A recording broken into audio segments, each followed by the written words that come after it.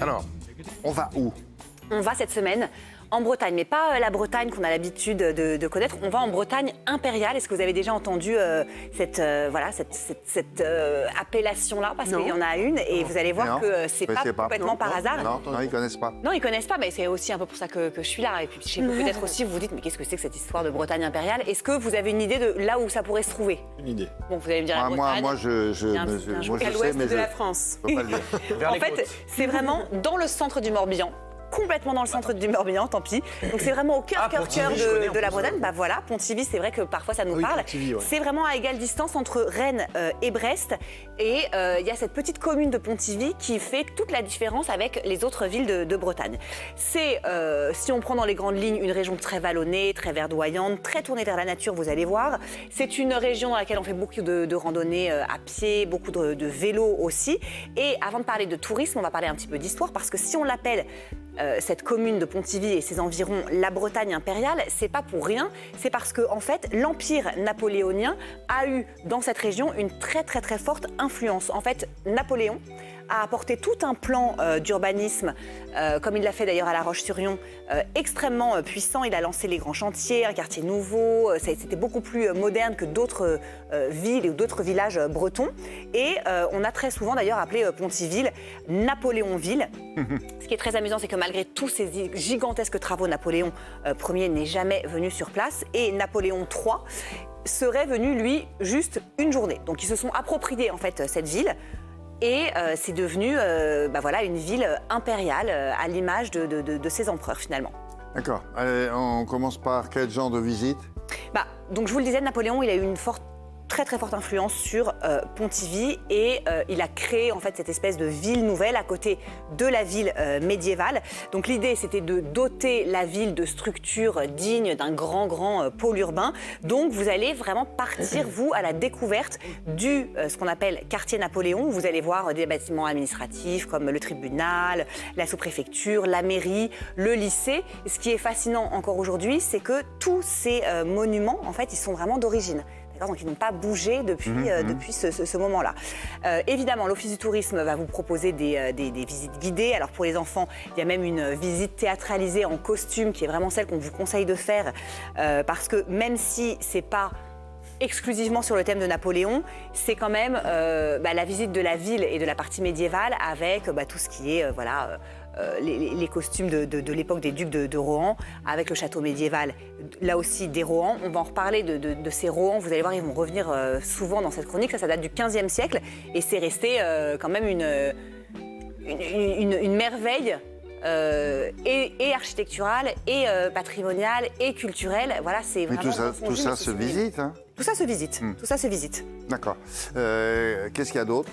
Alors, la création du canal, parce que ça a été aussi un des grands chantiers de Napoléon. Il avait créé un canal immense qui va relier Nantes à Brest. Ce canal, en fait, en gros, il traverse toute la Bretagne, d'accord? Et vous pouvez donc, évidemment, soit vous balader sur les bords du canal, vous êtes à pied, vous êtes à vélo. Ce qui est très sympa, c'est surtout de le faire directement sur l'eau. Là, vous pouvez remonter le canal, vous avez plein de manières de le faire. Soit vous prenez un petit bateau, soit vous prenez un canoë, soit vous prenez un paddle. Voilà, tout est possible. Et moi, je vous recommande surtout la partie du canal qui se trouve à Saint-Géran. Pourquoi? Parce qu'il y a un enchaînement.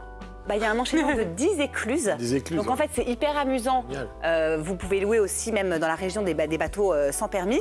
Et là aussi, dans la région, il y a plein de visites guidées qui vous sont proposées, qui vous permettent d'en apprendre beaucoup plus sur en fait, l'histoire de ce chantier. Il y a d'autres choses qui est liées à Napoléon? Oui, on a tout vu, alors là. cette fois-ci, Napoléon III. Donc là, vous allez carrément vous rendre à la gare de Pontivy, qui d'ailleurs a été construite par Napoléon III, et vous allez pouvoir monter à bord on l'appelle encore aujourd'hui le Napoléon Express, d'accord? C'est un ancien autorail des années 50-60, donc il a gardé ce côté hyper rétro. Et lui, il va cheminer ce petit train sur les traces, encore une fois, de l'empereur entre Pontivy et Lambel-Camor. Donc c'est la petite attraction, on va dire, touristique qui sort un petit peu de ce qu'on a l'habitude de voir en Bretagne. Là, vous avez des très beaux paysages. C'est ce que je vous dis, hein, c'est une région qui est hyper nature. On y va aussi vraiment pour prendre l'air, se ressourcer. Et vous le voyez, Le petit train, lui, il va Et- circuler tous les week-ends à partir de là, très bientôt, là, du mois de juillet jusqu'à la fin du mois de septembre. Le conducteur est là-haut, hein. Et le conducteur est là-haut. C'est Ouais. dans la petite cage.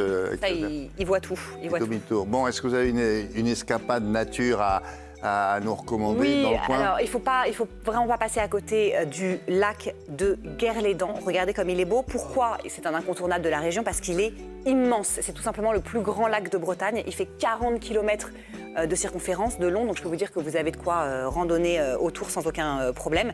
Et puis surtout, ce qui est amusant, c'est que vous avez vraiment deux salles de ambiance. Vous avez d'un côté vraiment la forêt, où là vous êtes côté lac.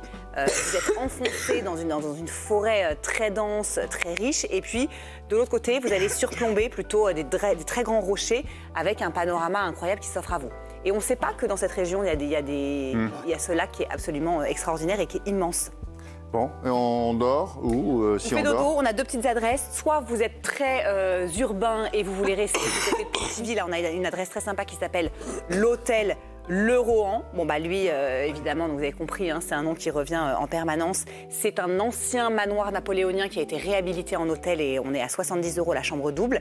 Et sinon, si vous êtes un petit peu plus nature peinture, que vous voulez un petit peu vous isoler, ce qui est plus moi, vous savez, hein, mon style d'adresse, vous pouvez aller dans une maison d'hôte qui s'appelle la Maison Blanche au volet bleu, qui est réputée dans la région, alors comme son nom l'indique, on le voit sur les photos. C'est en fait une ancienne longère qui a été réhabilitée en maison d'hôte. Il y a 4 chambres à l'intérieur et il y a surtout des propriétaires qui sont très très très sympas, Anouk et Joris, qui vont vous accueillir comme si vous arriviez chez vous ou chez des parents hyper bienveillants. Ils sont super super forts en gastronomie, donc eux, ils vous promettent du matin au soir une cuisine de marché, des produits frais, des produits locaux, quelle que soit la saison. Ah bah c'est vraiment l'énorme éclat. C'est presque la Grèce, vous voyez. Il y a un petit peu ce côté vraiment partage, etc. Ils organisent aussi des ateliers culinaires voilà, sur la gastronomie bretonne avec des chefs, soit de renom, soit des chefs locaux qui viennent vous donner des petits cours de cuisine, ce qui est toujours sympa. Et puis, vous avez vu la piscine dans le jardin. Magnifique. Quand même, Pour combien la nuit là? Et alors là, c'est 150 € la nuit, dans les 150 € la nuit. Hein. Ça les vaut. Ça les vaut. Franchement, c'est beaucoup plus intimiste. Mais vous avez vraiment l'impression d'arriver, oui, un peu comme si vous arriviez chez vos parents le week-end et que vous savez que tout va être super bon, impeccable et qu'on On va partir sur les routes de l'empereur. On va partir sur les routes de l'empereur. Très bien. Vous-